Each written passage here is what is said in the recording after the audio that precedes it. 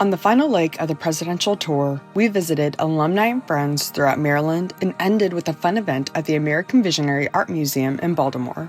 We first visited Abby Davis, a family nurse practitioner graduate who has cared for veterans in the primary care setting and now works in allergy and immunology. She currently works at Allergy and Asthma Associates in Arnold, Maryland. Hi, we're here with Abby Davis, one of our 2017 Frontier graduates. And Abby, thank you so much for letting us come and visit you at your practice, and thank you for the grand tour. We're here just to get to know you and to get to know your practice. So can you tell us about yourself? Great. So I'm Abby Davis. I graduated in 2017. I did primary care from 2017 until last April, 2024, and now I work for Allergy and Asthma Associates, which is an allergy and immunology practice in Arnold, Maryland, just outside of Annapolis. We do pediatric and adult, so we see all age ranges. About 60% of our practice is pediatric. Our practice is located just outside of the Naval Academy. I have an Army background. My boss, Dr. Andrews, has a Navy background. So our practice does see quite a few patients who are veterans and also teenagers looking to get into military service or people who are already in ROTC. Take us back, Abby, to when you were a staff nurse and what you did first, and just tell us, how you kind of grew as a nurse and how you landed at Frontier. I really enjoyed bedside nursing, but I wanted to have more insight into the diagnostic process and management process, and I also struggled with not knowing what happened to people when they left the hospital.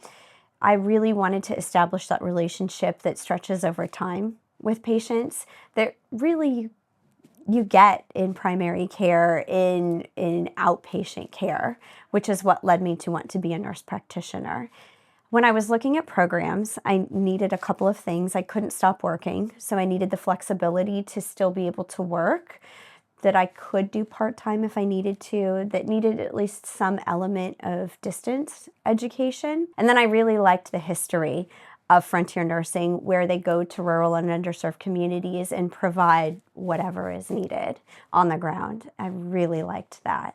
And that's how I arrived at that decision. My clinicals, I was really lucky to have a preceptor who was in a rural area, so she saw a lot of complicated patients that I think in a more urban area with more resources would have seen specialists.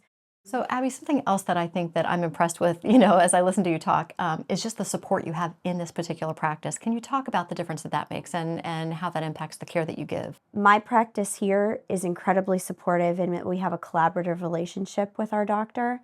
It's me, another nurse practitioner, and a doctor, and there's time built into the schedule to allow for that. He's always open to being interrupted. And will come look at our patients. He'll come consult with us. I really enjoy that it's a brainstorming environment and that we always are free to express our opinions. The one other thing that I wanted to ask you about is something you mentioned was about rural and underserved and how that was just a calling to you almost. And how even though you're in a pretty highly populated area, that there are underserved people, especially when it comes to specialty practices. So can you talk about that? Absolutely. You wouldn't think that the area between Baltimore and Annapolis is medically underserved because we have so many large healthcare institutions. But since COVID, we've seen many specialists are retiring. And so there is a delay in the ability of people to seek specialty care. And in the meantime, they're just kind of flapping in the breeze. And so the opportunity to still fill that gap for people exists even in urban areas because there are insurance differences, there are gaps left by retirees, and it takes a long time to fill those. Yeah. And that's something that nurse practitioners can do with their full scope of practice. Yeah. And I really have loved being able to do that for our patients here. Thank you so much for everything that you do. Thank you so much, Dr. Flinders. I appreciate it. Thank you. We then visited Maria Maisel, who is a dual certified women's health nurse practitioner and certified nurse midwife. Maria works at Women's Health Associates in Towson, Maryland, which has 9 FNU graduates within the practice. Hi, we're here with Maria Maisel, one of our Frontier graduates. And Maria, thank you so much for letting us come and view your practice today and for letting us get to know you. Thank you so much for coming and stopping by. Yeah. So tell us what led you as a nurse back to advanced practice? Well, I always had the intention of coming back to school after I graduated with my Bachelor of Science in Nursing. Frontier was an obvious choice. It really fit the needs of my lifestyle at that time. I didn't know it, but when I went to my first intensive on campus right before starting Frontier, I became pregnant with twins. And so they have been a part of my journey. They're about to turn 14 at the end of this month.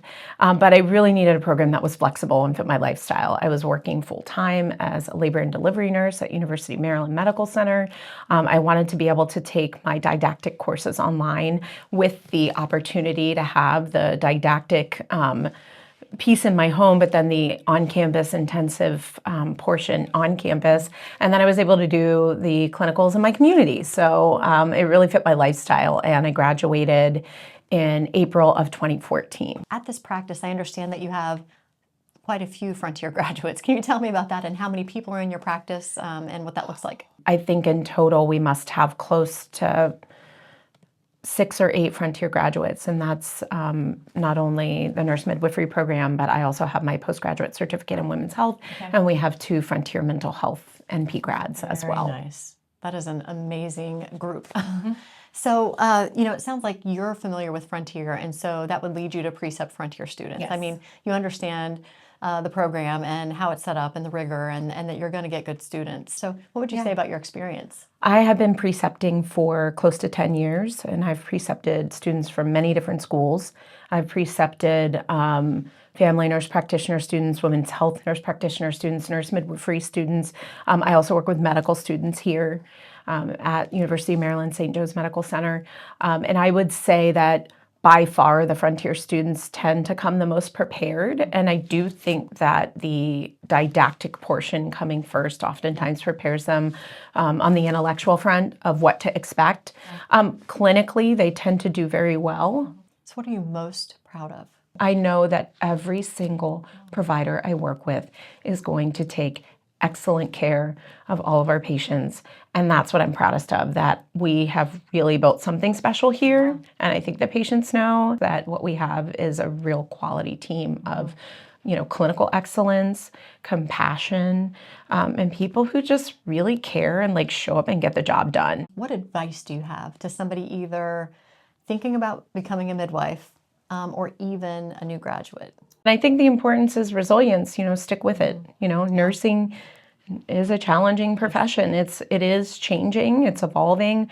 We're dealing with nursing shortages. We're dealing with a nursing faculty shortage. So again, whatever way you find to give back, whether that's precepting, whether you're joining your professional organization and remaining active. I feel really proud to sit on the OB Leadership Council as one of the only midwives, because I think that our voice matters. And, again, so it's just about showing up, and I think that, that's what we do every day as midwives and nurse practitioners. Thank you for coming along for this series as we visited with so many different dedicated and passionate Frontier graduates. All of the graduates we visited showed us not only how they're making a difference within their communities, but why that's important to them and how Frontier helped prepare them for their roles as advanced practice nurses. We are grateful to have spent meaningful time with our Frontier community this year across the country. This has been a wonderful way for our community to network with each other and for you to get to know Frontier's president, Dr. Flinders. We will be hosting a variety of events around the country next year, and we look forward to meeting you on the trail in 2026.